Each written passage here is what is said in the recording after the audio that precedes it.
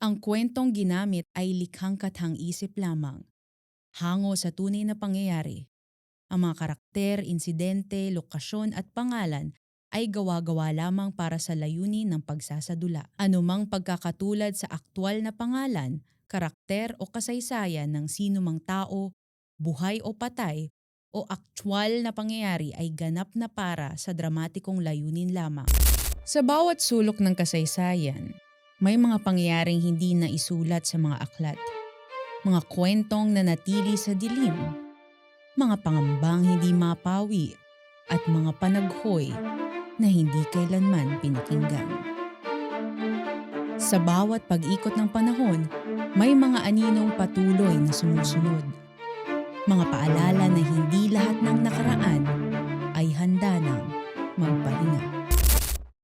Ako si Camille Peng at ito ang Panaghoy.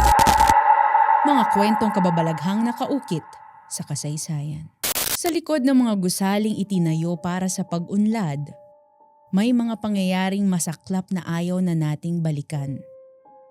Dahil sa mga masasalimuot na pangyayari sa nakaraan. Madadaanan lamang ng ilan ang mga gusaling ito. Ngunit hindi nila alam na minsan itong naging saksi sa panaghoy at pagdurusa. Sa bayan ng Valenzuela, sa loob ng industrial na distrito, itinayo ang isang gusaling para sa hanap buhay. Ang TX Manufacturing Corporation, pagawaan ng tsinelas. Dito nagtipon ang mga ama, ina, at anak na may pag-asang uunlad ang kanilang buhay. Ngunit sa likod ng ingay ng makina, may mga kwentong hindi kailanman nasambit. Sa likod ng ingay ng mga makina at conveyor belt, may nakatagong panganib na matagal nang nagbabanta. Sa loob ng pasilidad, magkakatabi ang mga flammable na materyales tulad ng solvent, goma, at iba't ibang kemikal na gamit sa karaniwang operasyon ng factory. At dahil dito, nangyari ang isang kagimbal-gimbal na pangyayari noong May 13, 2015. Sa paglingon natin sa kasaysayan, may isang kwentong hindi napasama sa mga aklat.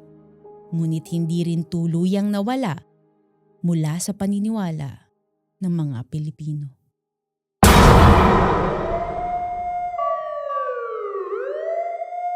May 13, 2015. Ginagalang na pamunuan, magandang araw po.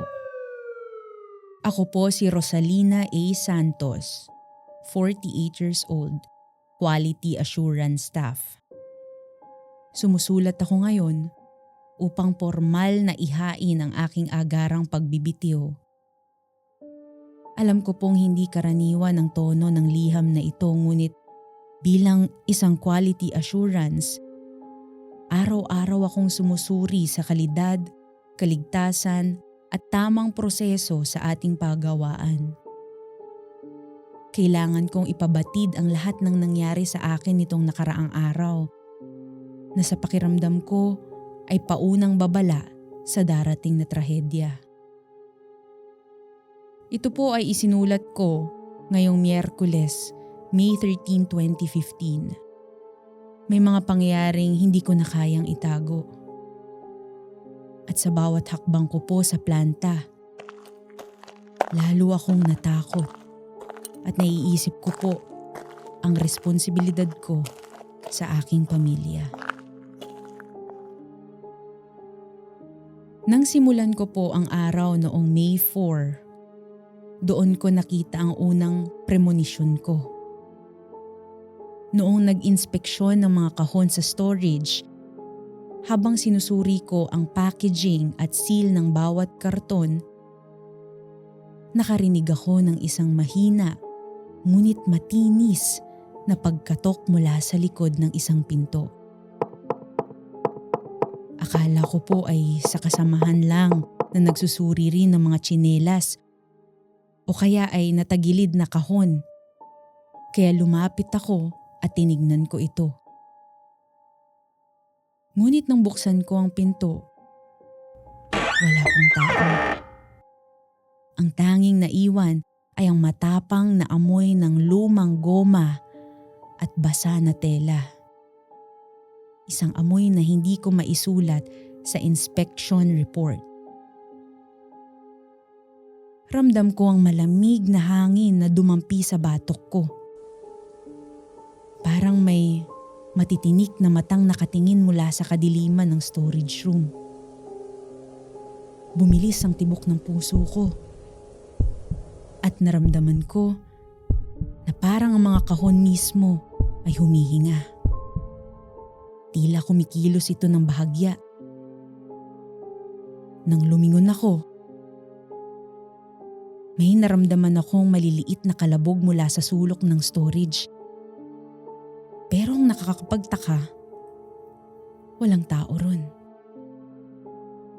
Halos hindi ko mapigilan ang sarili ko na manginig at mangusap sa sarili. Ngunit sa bawat hakbang ko papalabas ng storage, narinig ko ang bulong na tila mula sa ilalim ng kahon. Dali-dali akong kumaripas ng takbo. Pakiramdam ko, nawawala na ako sa katinoan. Kaya nagpunta po ako sa opisina kasama ang iba pang mga workers natin para ikalma ang aking sarili. Hindi ko po sinabi kahit kanino ito. Pinilit kong sarilinin ang karanasang ito dahil baka sabihin nila ako ay isang baliw. Ayoko pong mawalan ng trabaho. Tanghali ng May 8 nang maranasan ko po ang sunod kong premonisyon. Pagkatapos po ng storage inspection, pumunta ako sa opisina. Walang tao kundi ako lang. Nakita ko ang isa nating fire extinguisher na nakatumba. Ramdam ko ang bigat ng metal sa extinguisher noong aking binuhat. Pagkatapos ko itong ayusin, saglit akong uminom ng tubig sa kabilang dako ng opisina. Ngunit ilang minuto lang, pagharap ko uli sa fire extinguisher, nakahiga at nakatumba na naman ito. Imposible namang hanginin lang ito. Mabigat po ang extinguisher kaya hindi po natin pwedeng sabihin na hinangin lang. Bigla akong nakaramdam ng kakaiba sa temperatura.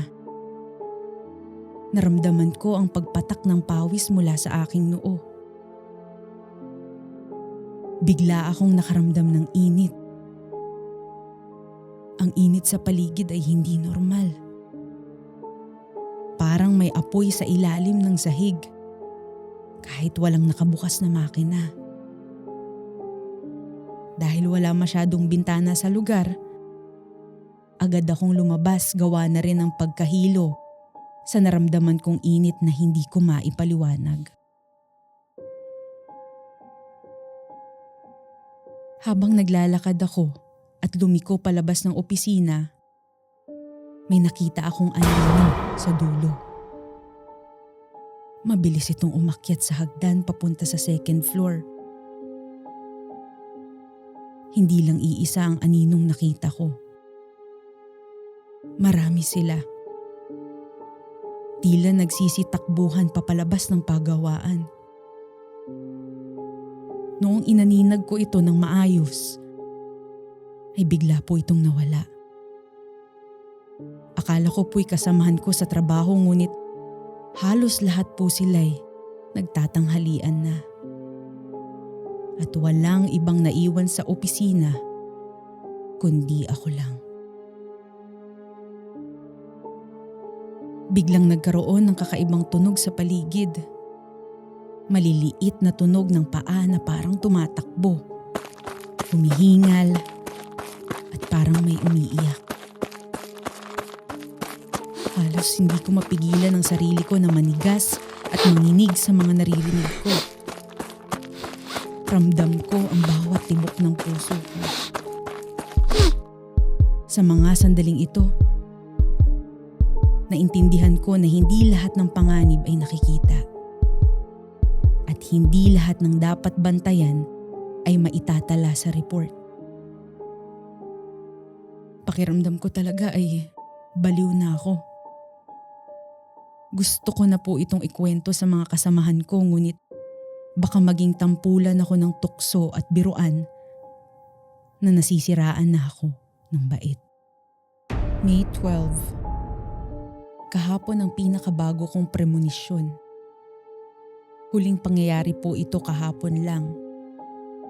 Habang nag-i-inspect ng inventory at ilang dokumento, naramdaman ko pong kailangan kong gumamit ng banyo. Habang naglalakad, narinig ko ang iyak ng isang batang babae. Iniisip ko na baka isa lang rin ito sa aking mga kasamahan, ngunit noong kinatok ko ito ay walang sumasagot. Doon ko na napagdesisyon ng buksan ang pintuan at tumambad po sa akin isang batang sunog ang mukha. Sa pagkakataong ito, hindi ko na naisip ang paggamit ng banyo. Agad akong lumabas at humingi ng tulong sa kung sino man ang makarinig.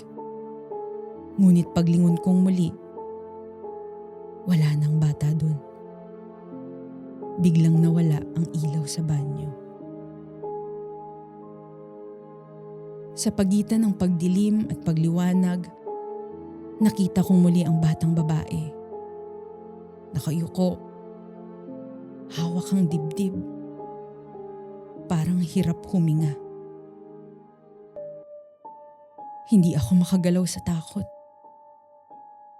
Sinubukan kong abutin ang doorknob at nang mahawakan ko ito, tumingin siya sa akin.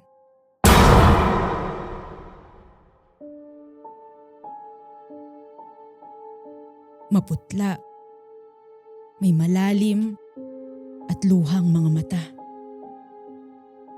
Parang sunog ang kanyang katawan. Halos hindi na makita ang kanyang mukha sa pagkalapnos. Parang hirap din makapagsalita, ngunit malinaw ang kilos ng bibig niya. Pagbalik ng ilaw, wala na siya. Ngunit naiwan ang init sa paligid ko. Parang init ng sinindihang mga basura sa bakuran. Dali-dali po akong lumabas, dumiretso sa aking mga kasamahan. Tinanong nila ako kung anong nangyari, ngunit hindi ako makasagot. Pinauwi muna nila ako para makapagpahinga ng maayos. Hindi ko maipaliwanag, pero kahit nasa loob na ako ng opisina na naka-aircon, ramdam ko pa rin ang init sa aking katawan. Kinagabihan, hindi ako makatulog ng mahimbing. Naaalala ko pa rin ang mukha ng babaeng lapnos na lapnos ang mukha sa CR. Dala na rin ang pagod. Pinilit kong ipikit ang mata ko at kalimutan ng nangyari kanina. Nang mahimbing ako, nagkaroon ako ng panaginip. Mas malinaw, mas masakit, at mas nakakatakot. Nakita ko ang planta. Pulang-pula po ito na parang nasa impyerno. Bandang 10:00 ng umaga, yun ang oras sa panaginip ko. Nakatayo raw ako sa tapat ng pangunahing pinto ng factory nang makita ko ang isang taong nagwe-welding. Isang spark ang kumawala. Akala ko mamamatay lang ito sa hangin, pero hindi. Sa paningin ko, dumausdos ang apoy at tumama sa mga kemikal na nakatambak sa gilid. Mga bagay na ramdam kong hindi dapat naroon. Biglang bumagal ang lahat. Nang tamaan ng spark ang mga solvent at goma, bigla silang nagliyab. At sa loob lamang ng ilang segundo, kumalat ang apoy. Hinanap ko ang tunog ng alarm pero wala. Tumingala ako, umaasang babagsak ang tubig mula sa sprinkler pero wala pa rin. Makapalang usok na parang mga ulap ngunit hindi ito kulay puti, kundi abo. Ang mga kamay na dati kong naririnig sa storage ay kumakatok sa sahig at pinto, humihingi ng saklolo. Nakita ko rin ang mga fire extinguishers na nakataob at hindi magamit ng kahit na sino mula sa pagkasunog ng kanilang mga kamay.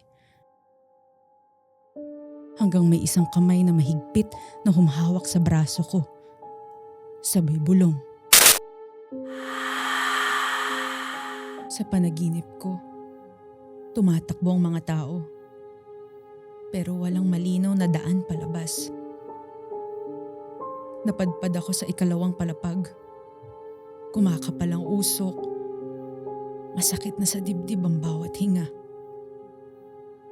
Doon ko nakita ang mga bintanang may bakal na rehas. Dapat sana'y daan iyon ng kaligtasan pero sa paningin ko, naging kulungan sila. May mga tao pong sumisigaw. Kumakatok sa bakal, humihingi ng tulong. Habang lumalakas ang apoy at umiitim ang paligid, isa-isa nang nauubos ang hangin. Gusto kong isigaw na panaginip lang ito pero parang totoo ang init, ang takot at ang kawalan ng pag-asa. Nagising akong hingal na hingal, pawis na pawis. Pero kahit gising na ako, malinaw pa rin ang larawan sa isip ko. Parang hindi yun basta panaginip, kundi isang babala na ayaw magpatahimik. Kaya nang mahimasmasan ako mula sa aking panaginip, nagdesisyon akong magbitiw. Kaya ang una kong ginawa ay isulat itong aking resignation letter. Pagkatapos po ng mga pangyayaring yan, hindi ko nakakayaning pumasok ng walang kaba. Ang bawat inspeksyon ko ay parang pagbabalik sa panaginip. Hindi ko na po kayang hawakan ng checklist nang hindi nagmimigkis ang mga kamay ko. Hindi ko na mahanap ang tibay ng loob na dati kong dala. Kaya po ako magbibitiw ay hindi dahil mahina ang loob ko, kundi dahil may mga premonisyon akong hindi ko na kayang baliwalain. Hindi ko po alam kung paniniwalaan niyo ko at papayagan akong magbitiw. Ngunit gusto ko lang na may uuwi pa sa mga anak ko. Ako lang po ang inaasahan nila. Lubos na gumagalang, Rosalina A. Santos. Sinasabing ang resignation letter na ito ang huling naisulat ni Rosalina. Ang masaklap, hindi ito naaprubahan. Hindi na rin nakauwi si Rosalina sa kanyang pamilya. Isa siya sa mga nasawi sa sunog noong araw na ipapasa niya ang kanyang resignation letter. Matapos ang pagkasunog ng pabrika ng TX na nagdulot ng pagkamatay sa maraming manggagawa nito, umalingaw-ngaw ang kwento ng pagkukulang ng sistema at ng mga buhay na dapat sana'y naprotektahan. Nanatili ang gusali ng pabrika. Ngunit sa ngayon, ito ay hindi na muling ginamit at itinuturing na abandonado. Sa pagwawakas ng ating kwento, malinaw na ang nakaraan ay hindi kailanman tuluyang malilimutan. Hindi lamang ito binubuo ng mga nakasulat sa aklat, kundi ng mga panaghoy ng nakaraan na naghihintay mapakinggan.